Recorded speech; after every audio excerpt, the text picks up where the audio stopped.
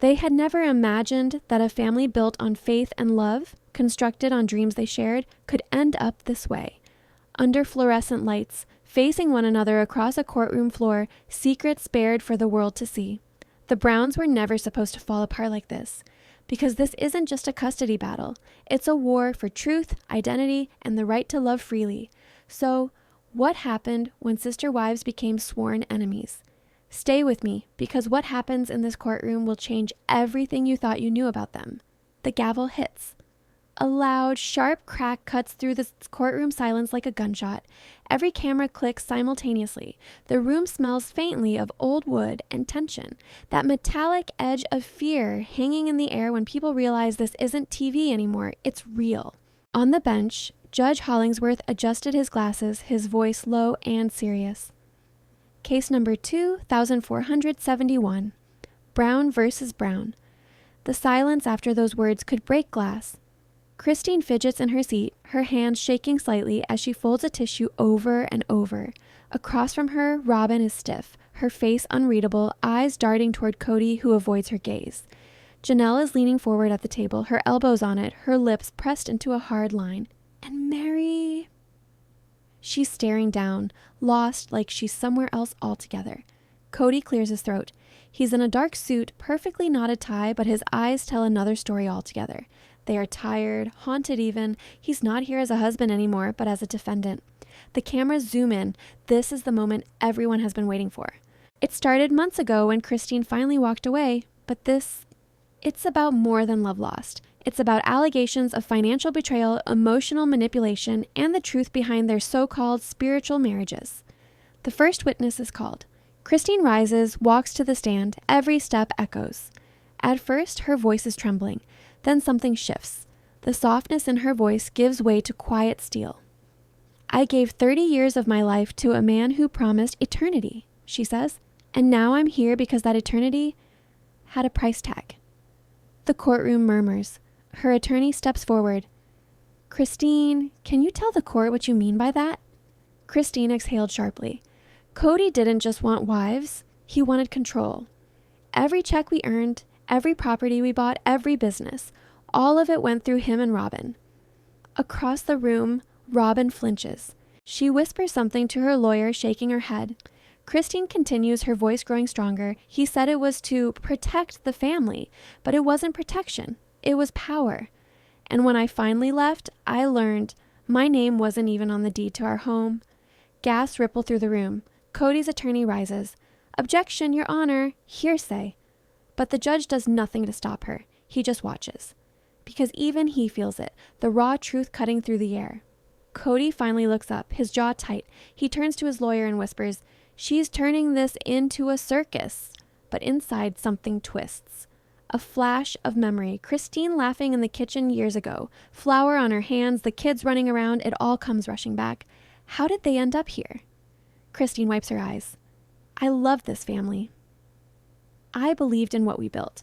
But when I found out about the secret accounts, I realized love wasn't equal. Not in this marriage. Not ever.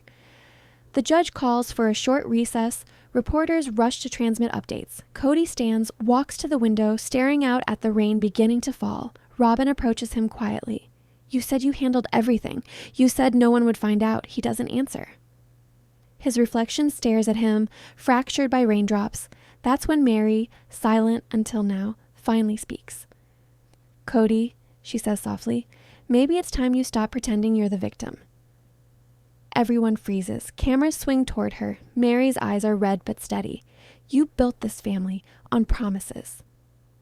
And you broke every one of them. The tension is unbearable when court resumes. Now it's Cody's turn on the stand. He fidgets with his tie again, his lawyer gesturing to keep calm, yet his voice breaks almost immediately. I did what I had to do. He says, I took care of everyone. I kept us together when no one else could. I didn't steal from them. I protected them. Christine's attorney pounces. So why, Mr. Brown, were the LLCS registered solely in your and Robin's names? The air becomes electric. Cody hesitates. Because it made sense legally. They didn't want the responsibility. Christine interrupts from her chair, unable to contain herself. No, Cody, we wanted trust. Gasps. The judge warns her to remain silent, but the damage is done. The jury looks uneasy. Robin's hand trembles slightly. In a whisper, she utters, "They don't understand what we were doing." But the silence of Cody says it all. Outside, the cameras descend like locusts on them at lunchtime. Christine exits first, clutching her purse, her eyes welling up with tears. "She was always the strong one," the reporter whispers, "but today, she looks like she's carrying the whole family's past on her shoulders." Inside, Janelle is seated by herself. She is conflicted because, though she knows the truth about the money, saying that out loud will most definitely destroy everything. She looks at her phone, a text from her son flashing on the screen. "Mom, speak the truth. Don't continue protecting him." Her hands tremble. She looks toward the courtroom doors where Cody and Robin are talking with their lawyers. She knows what's coming next because she is about to be called as a witness. And for the first time in years, Janelle realizes she has to choose which side she's on. The camera pans to the courthouse steps as day turns to evening. Rain has turned to mist. Christine stands with her lawyer, refusing interviews. Robin and Cody exit separately. No eye contact, no words. Mary lingers in the back, her eyes caught by the courthouse seal above the door. "Justice," it reads. She whispers to herself, maybe this time it'll mean something. As the lights fade, the narrator's tone softens, wrapping the audience in curiosity and quiet tension. Tomorrow, the court will hear Janelle's testimony, and what she reveals may not just break the case. It might finally shatter the illusion of sister wives forever. The next morning, the courthouse feels different, heavier somehow, like the air itself is holding its breath. Reporters line the hallway whispering about what Janelle might say today. Inside, the family sits scattered across the benches, not as one, but as fractured pieces of what used to be a shared dream. The judge enters, and everyone rises. Court is now in session. Janelle adjusts her glasses, her hands trembling as she takes the oath. Her voice is quiet at first, almost hesitant. "I promise to tell the truth." She glances toward Christine, who gives a tiny nod of encouragement. Then her eyes meet Cody's. He doesn't smile, doesn't blink. Just that cold, unreadable stare that once meant strength, but now feels like intimidation. "Mrs. Brown," the attorney begins, "you've been part of this family for over 25 years. You are known as the steady one. Tell the court what you know about the financial accounts in question." The room stills. Even the buzzing of a fluorescent light seems to stop. Janelle inhales deeply. "I didn't want to be here," she says softly. "I didn't want any of this. But yes, I know where the money went." And it wasn't where it was supposed to. Murmurs ripple across the courtroom. Cody shifts, his jaw tightening. His lawyer leans in, whispering frantically, but Janelle keeps going. "We were told we all shared everything equally. Every income, every home, every business." Cody said it was all in the name of unity. But over time, I noticed the deposits didn't match the withdrawals. And when I asked about it, I was told to trust the process. She looks down, a tear sliding down her cheek. I trusted him. I trusted Robin. But the truth is, there was no process. There was only them. The crowd gasps, a dozen pens scratching notes at once. The judge bangs his gavel for order. Sometimes one quiet confession can silence an entire room. Cody's lawyer rises.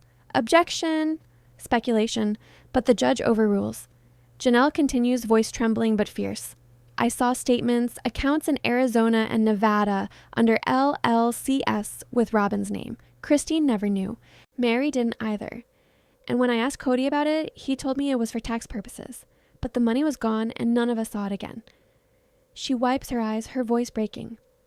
That's when I realized this wasn't a family anymore. It was a business, and we were the employees. Across the room, Robin shakes her head, whispering, "She doesn't understand." But Cody raises his hand slightly, silencing her. His face is red, the vein pulsating in his temple. The attorney presses further. "Janelle, did you ever confront him directly about this?" She nods slowly. "I did. I asked him one night after Christine left if he was using us to fund Robin's debt. He looked me in the eye and said, 'Don't ruin what's left of the family.'" A deep murmur spreads again, and for a second, it's like the air disappears. Even the judge seems stunned. Secrets have a way of poisoning everything they touch. Cody finally speaks, slamming his palm on the table. That's not true. You're twisting everything. I built this family. I held it together. His voice echoes, the anger cracking through the calm veneer he tried to maintain. Christine looks at him, eyes sharp. You held us together, Cody? Or did you hold us down? He glares at her, breathing hard, but the judge cuts in, warning both sides. Janelle closes her eyes, whispering to herself, I'm sorry. The attorney steps closer. Sorry for what, Janelle? Her voice drops. For not speaking sooner. For watching Robin get the house she wanted while my kids shared bedrooms. For pretending everything was fine when it wasn't. For being loyal to a man who stopped being loyal to any of us. The room is dead silent, except for the sound of her steadying breath. Robin's eyes fill with tears, and for the first time, her composure cracks. You don't know what it was like, she cries out. The judge calls for order again, but Robin won't stop. You all hated me from the start. You made me the villain because I loved him differently.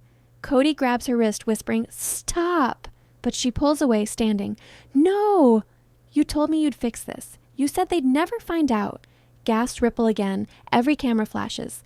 Christine's mouth falls open. Mary looks away, and Cody freezes mid-breath. When truth slips out by accident, it hits harder than any planned confession. The judge's gavel pounds the desk. Mrs. Brown, please control yourself. Robin collapses back into her seat, sobbing quietly. The damage is done. The attorneys exchange looks. This isn't just a family falling apart, it's perjury territory now. Cody runs his hand down his face, muttering, They're twisting everything. But his voice no longer carries authority. It sounds small, almost desperate. The court takes a brief recess. Christine and Janelle step into the hallway, their voices hushed. You did it, Christine says gently. You told the truth. Janelle nods, eyes glassy. Yeah, but at what cost? We're not getting this family back. Christine looks out at the rain starting again. Maybe that's the point. Maybe we were never supposed to. Sometimes breaking something is the only way to see what it was really made of. Back inside, and when the hearing resumes, Cody's attorney tries to repair the damage. Mr. Brown, would you like to clarify your wife's statement? Cody exhales shakily. We made financial decisions together. They just didn't understand the logistics. I wasn't hiding money. I was protecting assets. The lawyer nods approvingly, but before he can move on, Christine's attorney interjects, So why did you sign documents using only Robin's name? Cody hesitates. His silence stretches. The courtroom waits. Robin reaches over, whispering, Say it was for the kids. He swallows hard. It was for the kids. But it doesn't sound convincing. His voice falters, his shoulders slump. Christine leans forward. No, Cody, it was for you. You wanted control, not unity. He slams the table again. You think you know everything? You think you're the victim? You all abandoned me. The judge intervenes to tell him to calm down, but Cody is losing control. I gave you everything. Houses, children, stability, and this is how you repay me? His voice echoes through the chamber, but the crowd isn't buying anymore. His outburst doesn't sound like truth. It sounds like fear. Janelle looks at him with a mix of sadness and resolve. You didn't give us stability, Cody. We gave it to each other. You just took the credit. The judge calls for silence once again.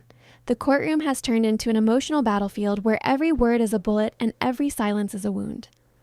Robin stares ahead blankly, mascara streaked across her face, whispering prayers under her breath. Kristen holds her hands together tightly, shaking. Mireille, still quiet, just watches Cody, her eyes tired, almost pitying him. When a family breaks in public, the world doesn't see the love that once was. It just sees the wreckage. Finally, the judge speaks. We will reconvene tomorrow morning to discuss financial disclosures. All parties are ordered not to communicate outside legal counsel. The gavel falls. Another day ends, but this time, nobody moves right away. Cody just sits frozen, staring at the table as if replaying every moment of his choices. Robin wipes her face, whispering apologies nobody hears. Christine gathers her bag, her expression unreadable, but her heart pounding with a mix of relief and dread. Janelle walks past Cody slowly, stops just behind him. Her voice is soft but firm. You could have told the truth before it came to this. Cody doesn't answer, just looks straight ahead. She leaves without looking back. Outside, cameras flash again, but the faces of the family are different now, older somehow, not in years, but in spirit. The rain has stopped, and the courthouse lights flicker in puddles below. The narrator's tone softens, drawing the audience closer as the music fades low in the background. Tomorrow, the documents will surface the paper. trail that could prove everything Janelle said or destroy her credibility completely. But one thing is certain. After today's testimony, there's no going back. Sometimes, once you open the door to truth, you can't close it again. The morning of the third day feels colder, even though the sun finally shines through the courthouse windows. Reporters gather early, their voices buzzing like flies around a secret they can almost taste. Inside, tension coils tight. Christine, Janelle, and Mary sit together for the first time in years, their silence saying more than words ever could. Robin sits alone, dabbing her eyes, her face pale and drawn. Cody walks in last, flanked by his lawyer, his posture stiff, a man fighting to hold on to the last fragments of control. The judge takes his seat, gavel striking. Court is now in session. We shall begin with the financial exhibits submitted overnight. A hush ripples through the room. Everyone knows what's coming, the paper trail Janelle mentioned. The clerk steps forward, handing thick binders to the attorneys. Cody avoids looking at them, but his hands twitch as the judge turns a page. Numbers, signatures, transactions, all staring back like ghosts of decisions long buried. Mr. Brown, the judge says evenly, these LLC documents indicate that several family properties were transferred into your and Mrs. Robin Brown's names exclusively, months before the separations began. Would you like to explain that? Cody's throat works as he swallows. We thought it was the best way to simplify taxes, he says, his voice barely steady. Christine's attorney stands. Simplify or conceal? Cody shoots him a glare. You have no idea what it takes to manage this family. But before the lawyer can respond, Robin interrupts, her voice trembling but loud enough for everyone to hear. I didn't know about the transfers, she blurts. He told me it was paperwork. He said it was routine. The room gasps. Even the judge looks up sharply. When loyalty cracks in public, it doesn't break quietly. It shatters. Christine leans forward, eyes narrowing. You didn't know, Robin? Or you didn't want to know? Robin turns to her, tears welling. You think I wanted this? You think I wanted to be the one everyone blames? Cody grabs her hand, whispering harshly, Stop talking. But Robin pulls away, her voice rising. No, they should hear it. You told me we were doing this to protect the family, but it was always about control, wasn't it? The crowd murmurs, reporters typing furiously. Cody's face drains of color. His lawyer stands, objecting, but the judge waves it off. Continue, Mrs. Brown. Robin exhales shakily. There were other accounts. Ones I didn't ask about because I didn't want to know. But after Christine left, things changed. Cody stopped sleeping. He'd stay up staring at spreadsheets, whispering about keeping the image together. I thought he meant for the show. I didn't realize he meant financially. Christine's lips tremble, but she hides it behind clamped teeth. Janelle looks like she's seeing everything she suspected confirmed in real time. Cody's lawyer rubs his temples. This is spiraling fast. Sometimes the truth doesn't explode, it unravels, thread by painful thread. The court clerk begins reading aloud from excerpts. Deposits labeled as consulting income, withdrawals labeled as maintenance, and mysterious payments to a company named Cobalt Collective LLC. The judge looks up. Mr. Brown, are you affiliated with this company? Cody hesitates too long. The pause is answer enough. Christine's attorney smirks slightly. Your Honor, we have reason to believe Cobalt Collective is a shell entity used to redirect profits from family-owned businesses without disclosure to the other wives. A collective gasp echoes. Cody's lawyer tries to interject, but the judge motions for silence. Mr. Brown, is this true? Cody grips the edge of the table. It's not like that. It's complicated. It's theft. Christine blurts out, her voice raw and breaking. The judge bangs the gavel for order, but can't hide his own frustration. Mr. Brown, you will have a chance to explain, but right now, the evidence looks very clear. Cody slumps slightly, as if the weight of the years is suddenly too much. Robin hides her face, whispering, God, what have we done? The courtroom feels suffocating. Even the camera crews lower their voices. Every empire built on secrets eventually collapses under the weight of truth. Then, from the back of the courtroom, a new figure steps forward, a woman no one expected to see again. The audience gasp as she's sworn in. It's one of the show's former producers, Emily Davis. Christine's attorney calls her as a surprise witness. Ms. Davis, during your time producing Sister Wives, did you observe any irregularities related to the family's business finances? Emily glances at Cody, who looks like he's seen a ghost. Yes, she says softly. We noticed discrepancies between what was shown on paper and what was actually spent. When I asked Cody about it, he said, production didn't need to worry about private matters. The judge raises an eyebrow. Did you ever report this? Emily nods slowly. We tried. But TLC wanted to protect the show.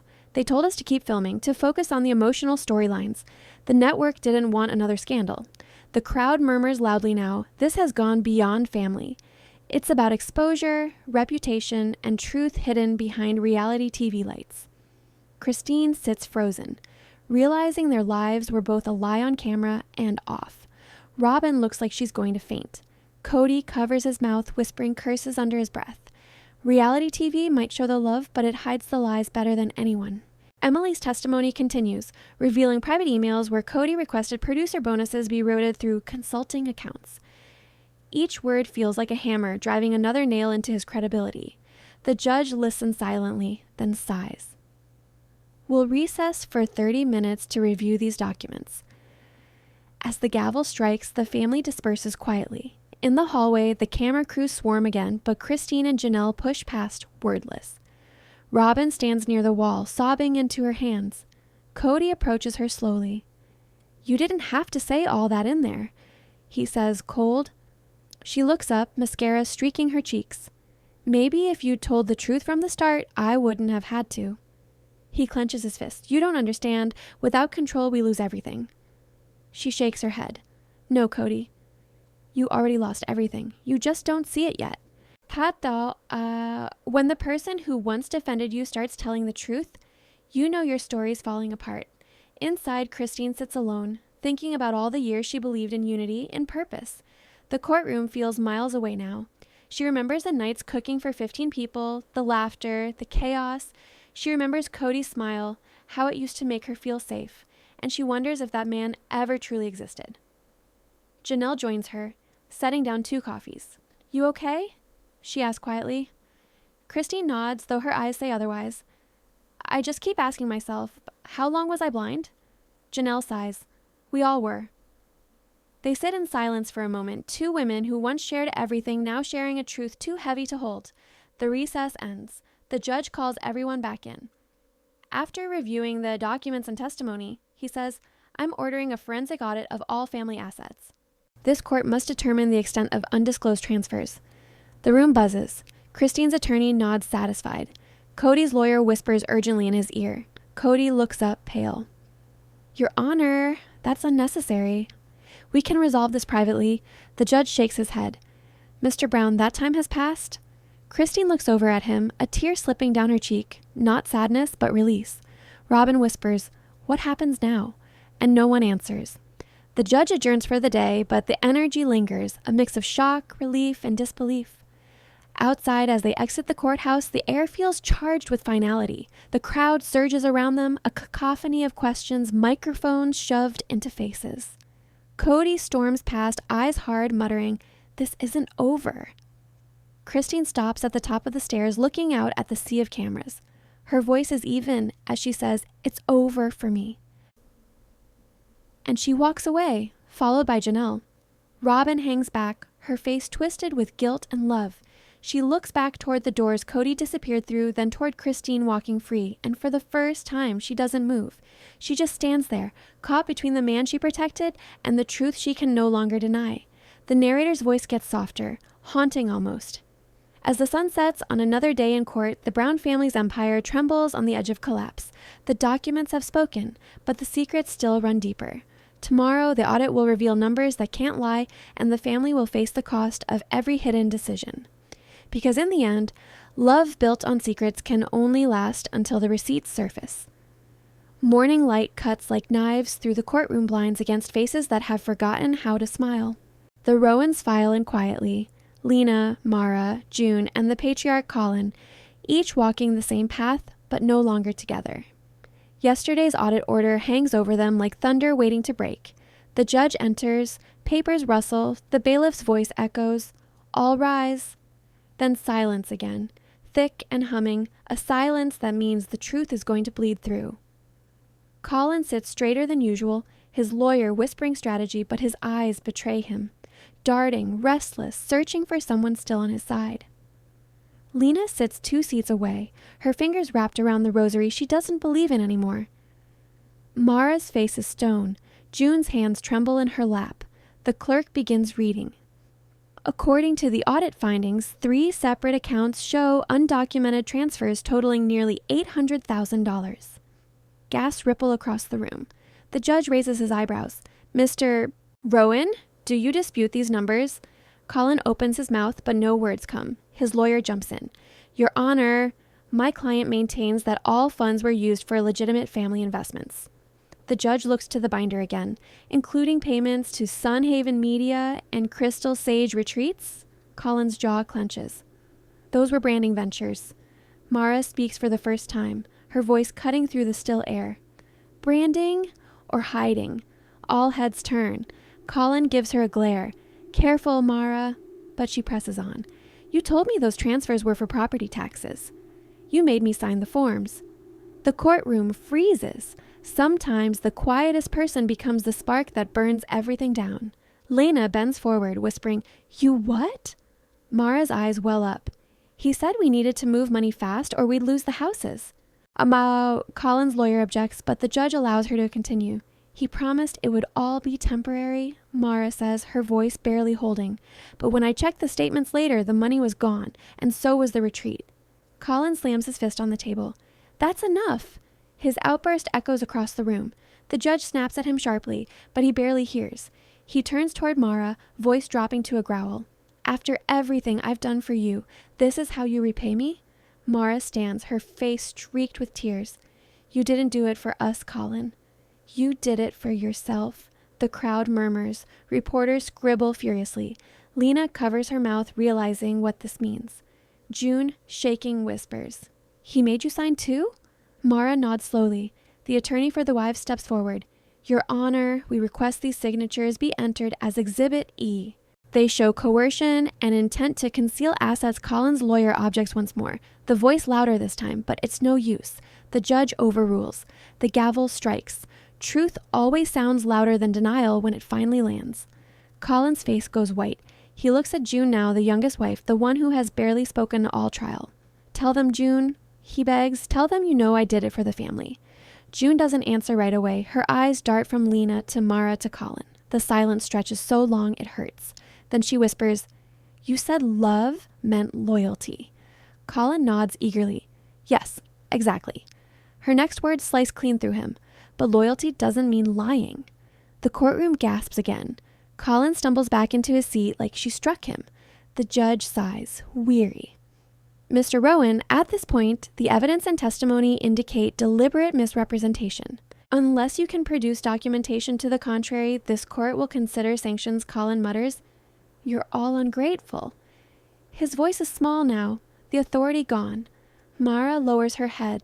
Lena stares at the table. June wipes her tears. It's strange how the person who once held a family together can suddenly become the stranger everyone fears. The judge announces a 15-minute recess. Cameras flash as the family stands.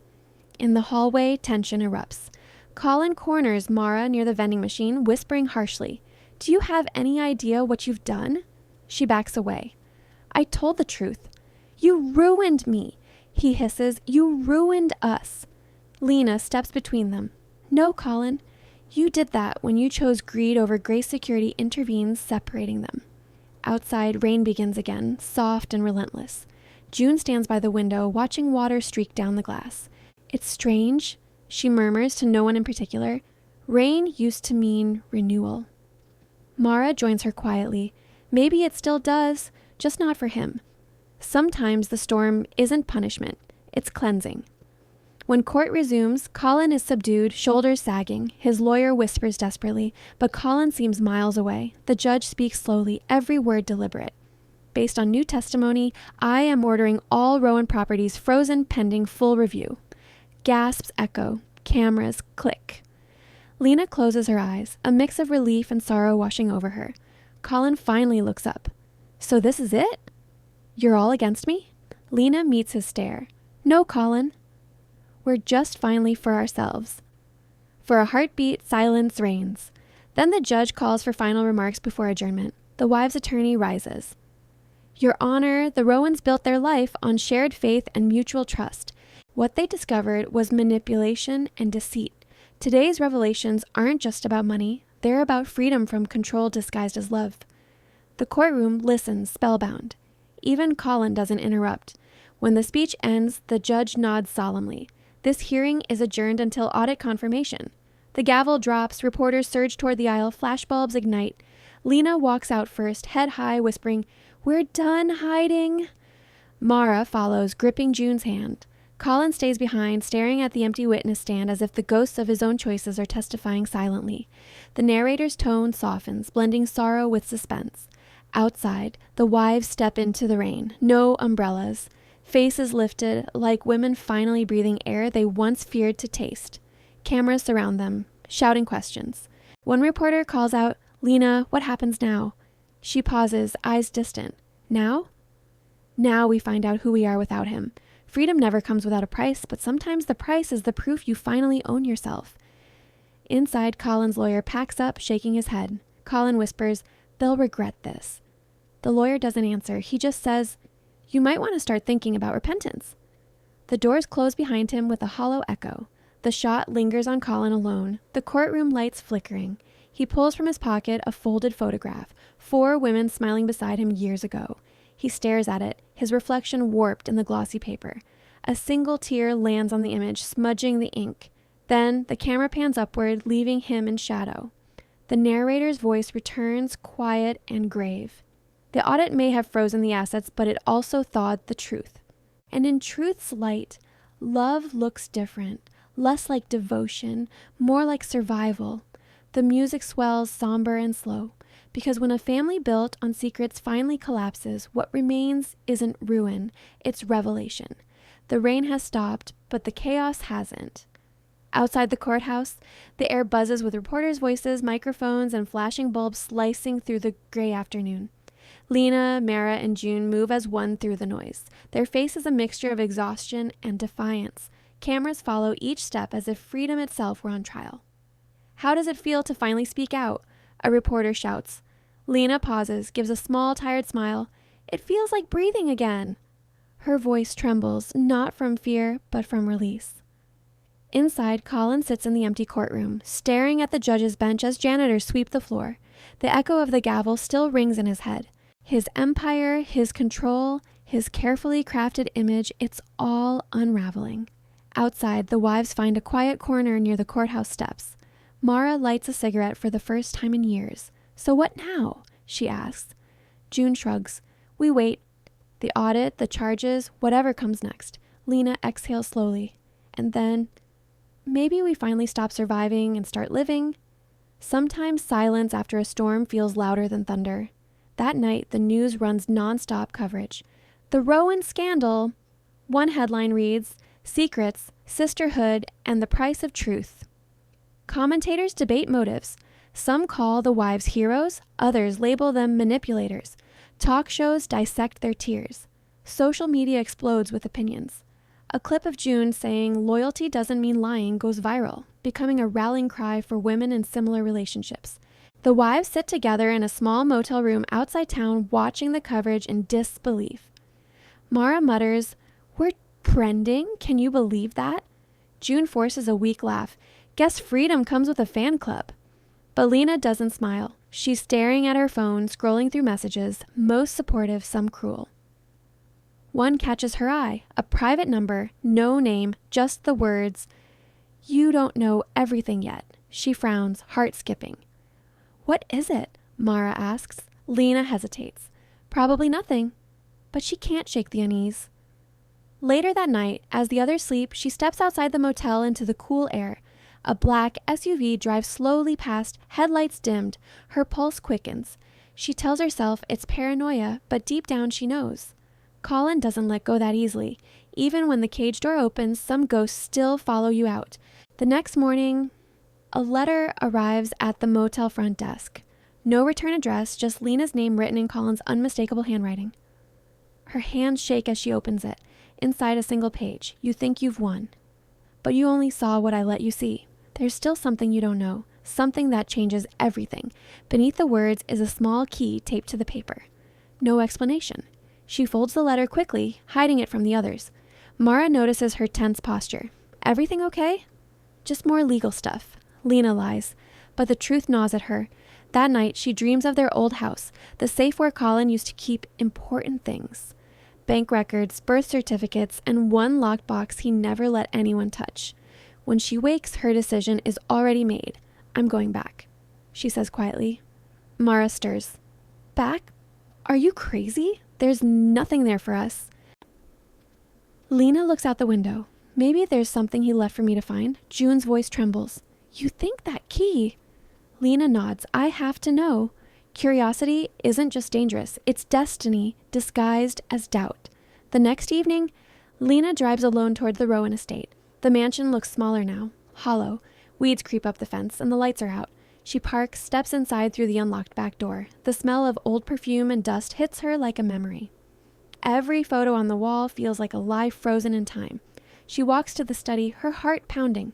The safe is still there behind a false panel. The key fits perfectly. Inside, stacks of documents, a flash drive, and an envelope marked, "For whoever still believes in me." She hesitates, then opens it. Inside are letters, dozens of them, written by Colin over years, addressed to government officials, investors, even family friends. They detail every questionable transaction, every manipulation, but they also contain one shocking confession. He wasn't the only one moving money. The letters accuse someone else. Mara. No. Lena whispers, flipping through the pages in disbelief. Each letter mentions a trusted partner who helped manage accounts while others slept. Dates, signatures. Everything points to Mara. This can't be real, Lena says, trembling, but then she finds something worse. A USB drive labeled video evidence. She plugs it into a small laptop on the desk. The screen flickers to life. It's security footage from their home office. Colin and Mara late at night whispering. He says, "They'll never trace it if we move it this way." She nods, laughing softly. As long as they never know, we're fine.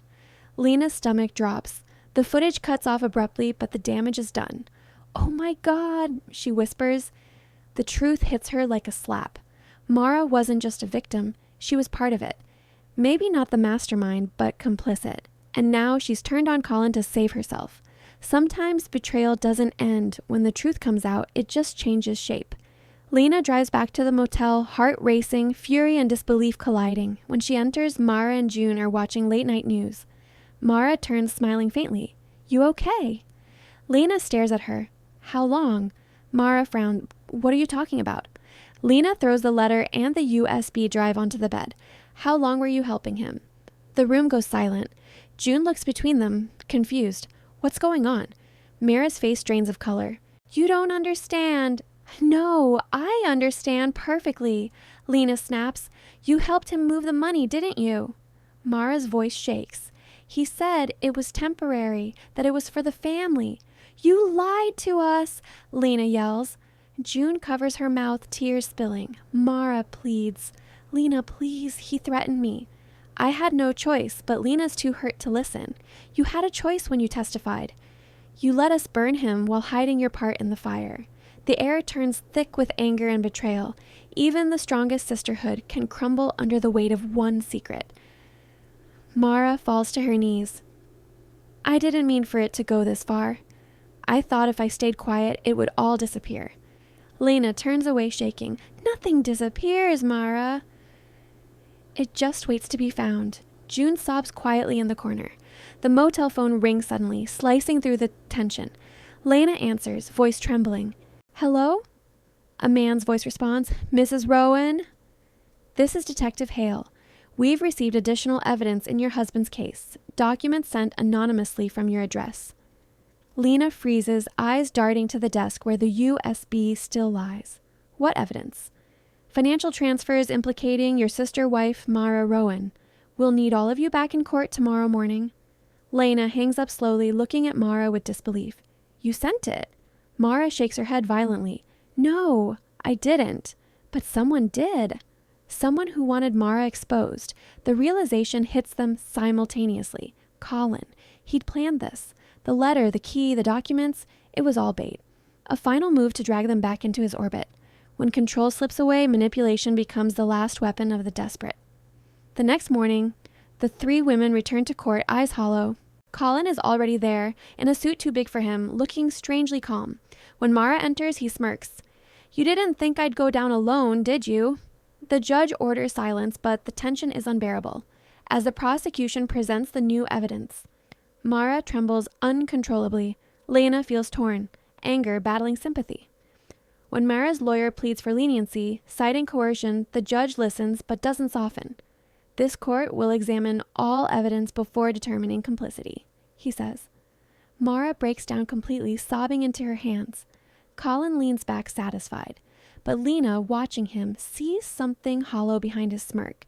A man who's destroyed everything just to prove he still mattered. Revenge isn't victory, it's just another kind of prison. When court adjourns, Mara is taken for questioning. June hugs Lena tightly, whispering, "What happens now?" Lena stares at Colin, who's being led out in handcuffs this time. "Now," she says quietly, "he finally loses what he can't control. Us." Outside, cameras flash again, but Lena doesn't stop for interviews. She walks straight to the parking lot, head high, rain beginning to fall once more. Mara's betrayal hurts, but Colin's manipulation cuts deeper. Still, there's a strange peace in knowing the truth, however messy it is. The narrator's voice softens. In the Rowan case, truth came in fragments, some sharp, some blurred, but together they built the picture none of them wanted to see. The closing shot lingers on Lena, standing alone in the rain, eyes steady, voice barely above a whisper. "We may be broken, but at least we're real." Because sometimes the end of a family isn't the end of love. It's the start of finally learning what it means to be free.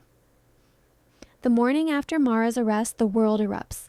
Every news channel, every talk show, every trending feed flashes her mugshot beside Colin's with the headline, "Rowan Wives, Love, Lies, and the Final Betrayal."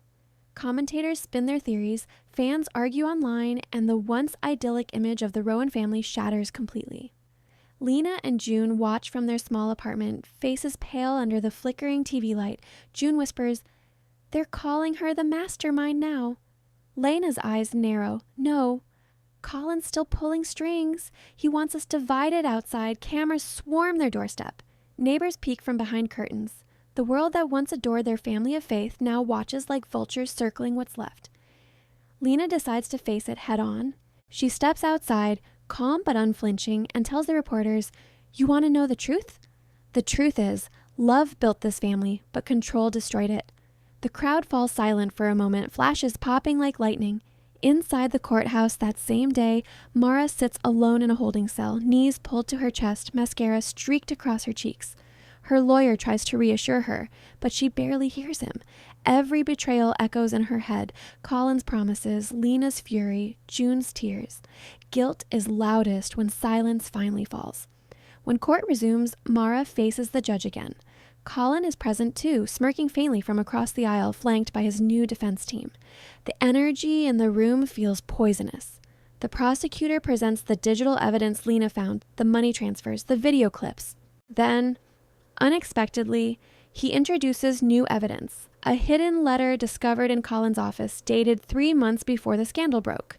The judge reads aloud, "To whomever finds this, if things go wrong, blame Mara.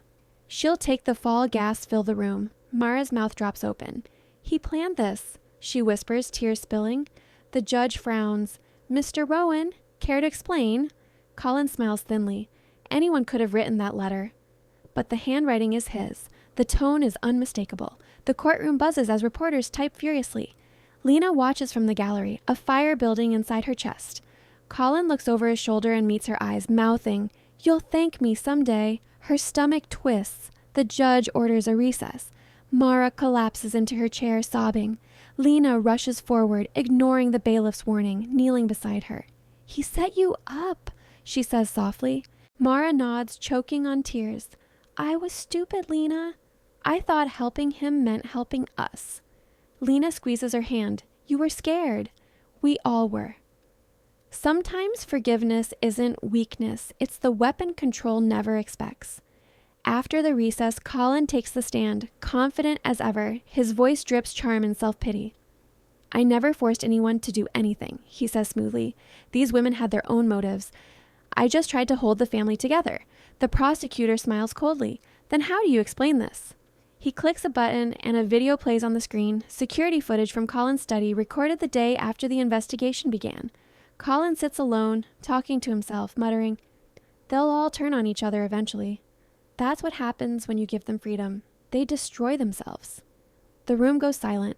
Colin freezes, his mask cracks. The prosecutor lets the silence linger before saying, "You manipulated them for years, Mr. Rowan. You didn't just build a family, you built a stage, and you made them your audience." The judge bangs his gavel for order as murmurs fill the room. Colin slams his hand on the table. "They betrayed me first," he shouts. His voice breaks, more panic than rage now. Lena watches him unravel, a strange sadness mixing with vindication. June clutches her hand, whispering, "He's really gone, isn't he?" Lena nods. He was gone long before this.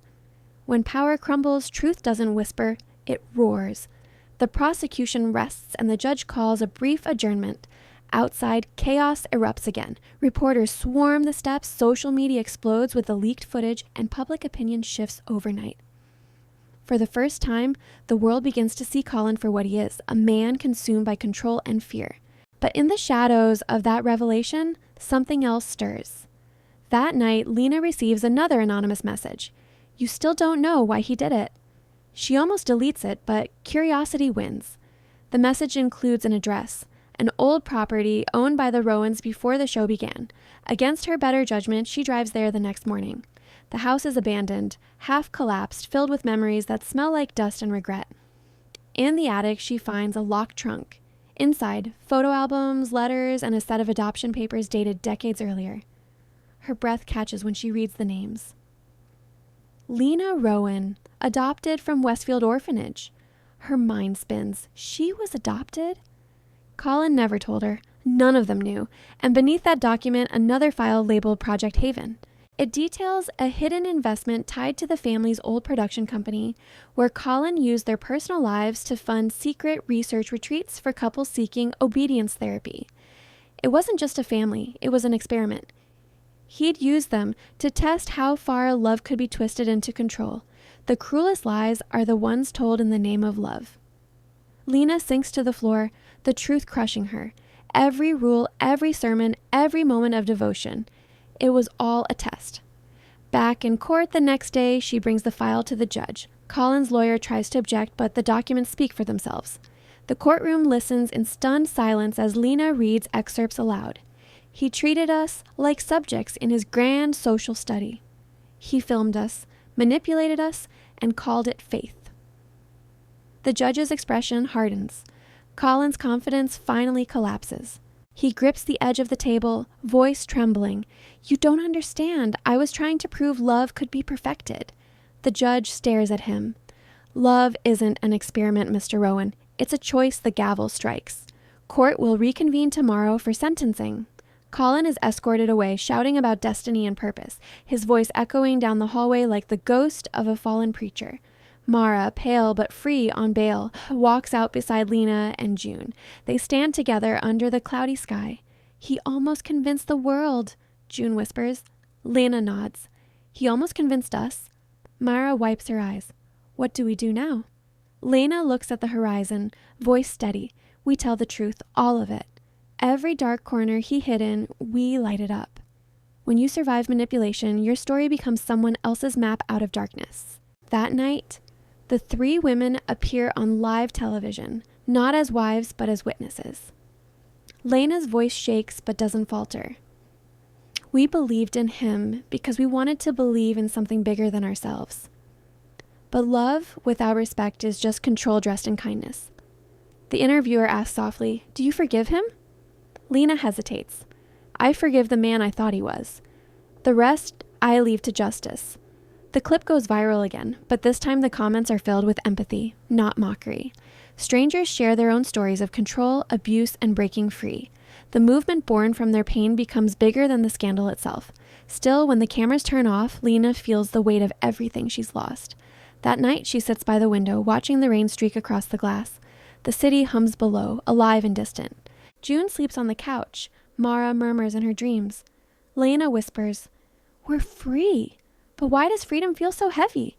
The narrator's tone softens, wistful, because healing isn't the end of the story, it's the beginning of the next one.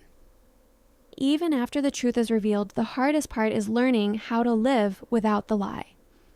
As the episode fades to black, Colin's face appears one last time on the news, awaiting sentencing. He looks older, smaller, but his eyes still gleam with something unreadable. The anchor says he requested a final statement before court. The teaser plays his words. They think they've won, but love, my kind of love, never dies. The screen cuts to black. A chill runs through Lena as she watches. Somewhere deep down, she knows it's not over. Not yet. The courtroom feels colder than it ever has before, though the vents hum softly overhead. It's sentencing day, and the air tastes like old paper and fear. Reporters fill every seat, cameras poised for the final act of the Rowan story. The wives sit together again, Lena, Mara, and June, united by pain, divided by memory. Colin enters in handcuffs, escorted by 2 deputies. He looks thinner, almost ghostly, yet his eyes burn with the same unsettling confidence that once ruled them all. He scans the room, his gaze finding each of them one by one. For a second, Lena swears he almost smiles. The judge starts the proceedings, his voice steady, grave. "Mr. Rowan, you've been found guilty of fraud, coercion, and emotional manipulation. Before I pass sentence, you have the right to make a final statement." Colin stands slowly, his chains rattling faintly. "Thank you, Your Honor," he says, voice calm, too calm. The entire courtroom leans in. Cameras zoom closer. "I know the world sees me as a monster," he begins, eyes glistening with practiced sincerity. "But I only wanted to prove that love, real love, could survive the impossible." Lena clenches her fists. June trembles beside her. Mara looks away, lips pressed tight. Colin continues, words dripping like honey over a wound. "They say I manipulated them. Maybe I did, but only because I believed I could save them from a world that destroys families like ours. I gave them purpose, shelter, faith." He pauses, a voice breaking just enough to sound human. "And they gave me their hearts. Even now, I'd give mine back to them if I could. Some lies are so beautiful, they almost make you wish they were true." The judge frowns. "Is that your statement?" Colin nods, not quite. He reaches into his pocket. The bailiff moves forward, alarmed, but Colin only pulls out a folded piece of paper. "A letter," he says. "Something I wrote for them, my wives." The courtroom stirs. The judge allows it, cautious. Colin unfolds the paper, his hands shaking just enough to seem frail. "Lena, Mara, June," he begins. "You may think I ruined you. Maybe I did, but I also made you strong enough to stand here without me." He turns toward them, eyes glinting. "And I'm proud of that, because strength, even born from pain, is still my creation." Lena's breath catches. She can't tell if it's rage or pity rising in her throat. "I leave behind no fortune, no empire," he continues, "only truth. And the truth is, you loved me because you saw in me what you couldn't find in yourselves." His voice drops to a whisper. "Now live with that." Gasps ripple through the room. The judge warns him to conclude. Colin nods once. "Whatever punishment you give me, I already wear it. Because love, when it dies, becomes the only sentence that never ends." He folds the letter, looks at Lena one last time, and sits. The room is silent for a full 10 seconds. Then the judge speaks. "Mr. Rowan, this court sentences you to 12 years in federal custody." The gavel falls. The echo feels endless. Colin doesn't flinch. He just closes his eyes, lips barely moving as if in prayer. The bailiffs lead him away. Cameras flash. Lena feels lightheaded, as though the moment they all waited for, the end, has somehow changed nothing at all. Sometimes freedom arrives so quietly, you almost miss its sound. Outside, chaos erupts again. Reporters swarm, microphones thrust forward. "Lena, what do you feel right now?" one shouts. She stops on the steps, rain starting to fall again, and says simply, "I feel everything." The crowd goes silent, her words heavy with exhaustion and truth. Mara walks beside her, pale and silent. June trails behind, gripping the railing as if holding herself together. That night, they gather in their small apartment, the trial finally over, but the weight still heavy. Mara sits on the couch, staring at the floor. "He made me believe I was special," she whispers. "That's how he got to me." Lena nods softly. "He made us all believe that." June looks up, eyes wide and tired. "Do you think he meant what he said? About being proud of us?" Lena hesitates. "No, but he wanted us to think he did. That's how control works. It survives through doubt. Even after the cage is gone, the echo of control lingers in your bones." They sit in silence for a while, the TV flickering quietly in the background. Then June speaks again. "We could tell our story right, you know. Write it, share it our way." Mara shakes her head. "Who'd want to hear more?" Lena looks at her, voice calm but firm. "Everyone who's ever been where we were." The idea hangs in the air like a fragile hope. Later, as the others sleep, Lena can't. She sits by the window, rain tapping the glass, replaying Colin's words in her mind. "You loved me because you saw in me what you couldn't find in yourselves." Was he right? Did she love him because she was broken, or because she wanted to fix him? She doesn't know, but she knows one thing for sure. He no longer owns that answer. The next morning, a news alert flashes on her phone. Colin Rowan transferred to state prison pending appeal. Beneath it, a photo of him smiling faintly in handcuffs. Lena stares at it, then deletes it without hesitation. That same afternoon, she visits Mara, who's been quiet all day. She finds her sitting in the park, notebook open, staring at a blank page. "Writing?" Lena asks. Mara nods slowly, trying to, but every time I start, I hear his voice instead of mine. Lena sits beside her. "Then write louder." Mara lets out a small laugh, tears in her eyes. "You make it sound easy." "It's not," Lena admits, "but it's worth it." Healing doesn't mean forgetting. It means owning the story before it owns you. Weeks pass. The scandal begins to fade from the headlines, replaced by new dramas and newer faces. The world moves on, but the Rowans live quietly, rebuilding. June returns to college, studying social work. Mara starts painting again. Lena begins writing a memoir, not about Colin, but about what came after him.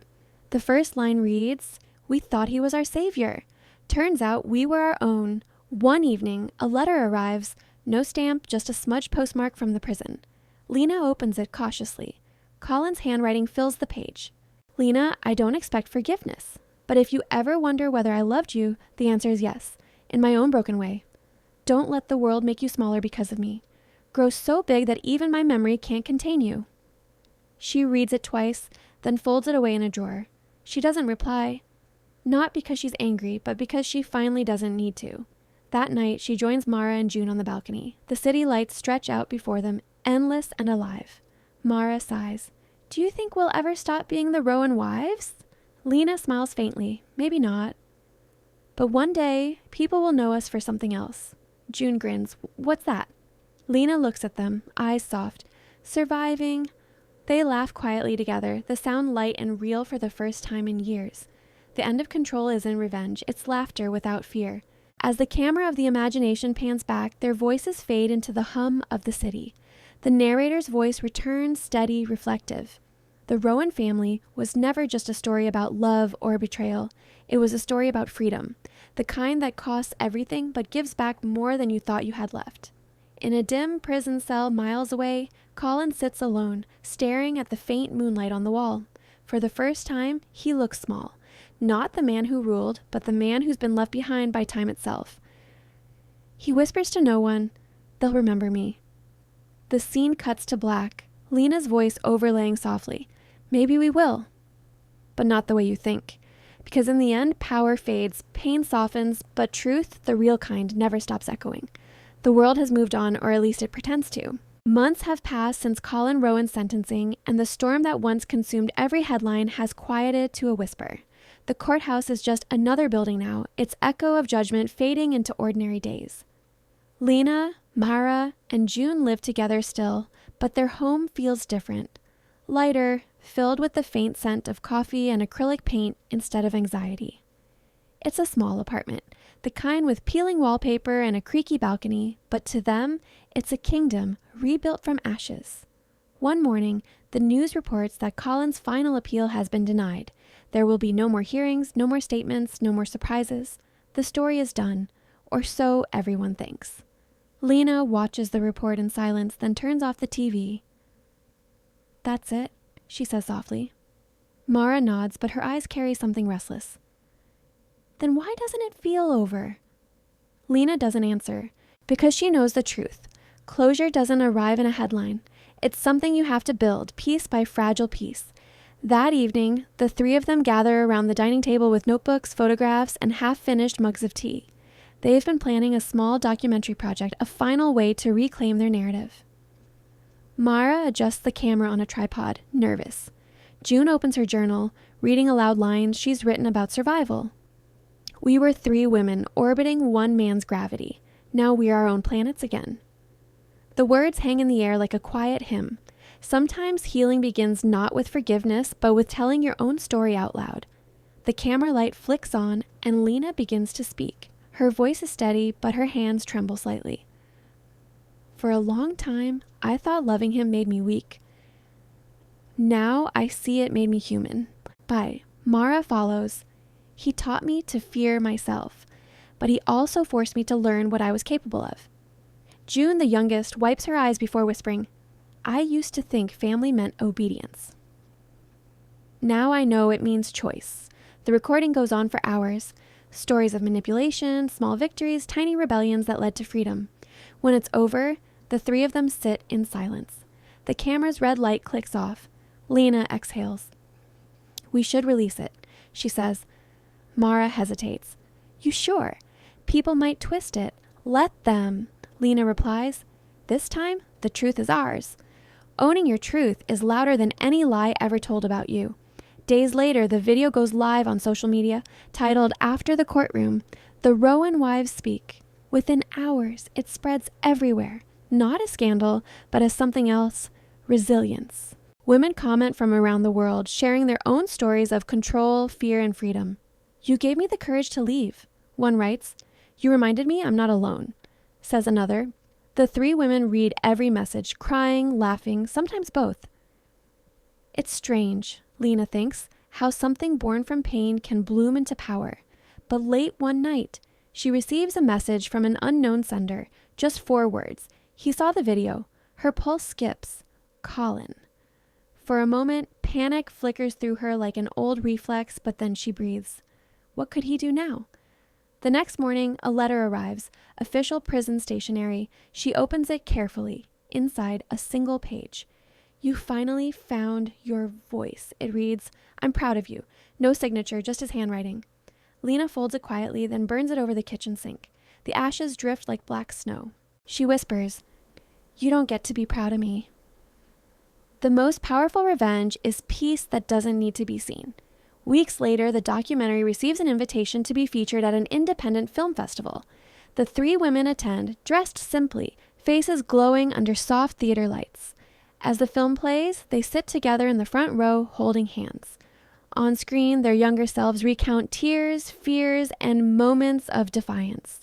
The audience is silent, hanging on every word. When the film ends, applause erupts, raw, thunderous, real. Mara starts crying first. June follows. Lena just sits there, eyes closed, feeling every clap like a heartbeat. Afterwards, a journalist approaches them. "What do you want people to take from your story?" Lena thinks for a long moment before answering, that love without respect isn't love. That silence keeps you small, and that it's never too late to walk away. Every ending is just another name for beginning. Months pass again. Life settles into something beautifully ordinary.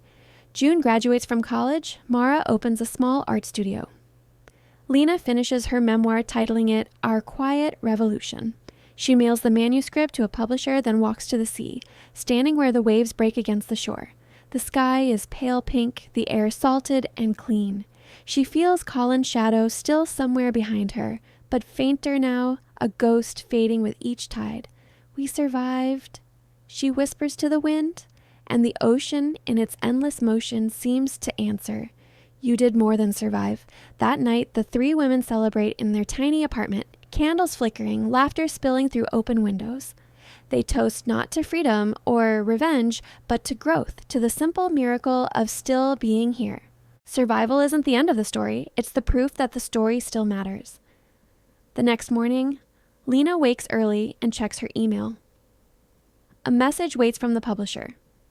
"We'd love to publish your book." She smiles softly, tears forming as she whispers, "He doesn't get to own this part." Later that day, Mara and June join her on a hill overlooking the city. They bring flowers, not for Colin, but for themselves. Each bloom a symbol of the years they lost and the selves they found. The camera of imagination pans wide, 3 women standing tall against a setting sun, their silhouettes glowing in the orange light. The narrator's voice returns one last time. The Rowans began as a story of control, but ended as one of courage. In every courtroom, there are winners and losers. But outside it, the real victory is reclaiming the right to define your own name. A soft montage follows. June mentoring young women, Mara painting murals about rebirth, Lena signing her book for readers who see themselves in her words. Then a final image, the 3 of them walking down a quiet street at dusk, their laughter echoing into the night.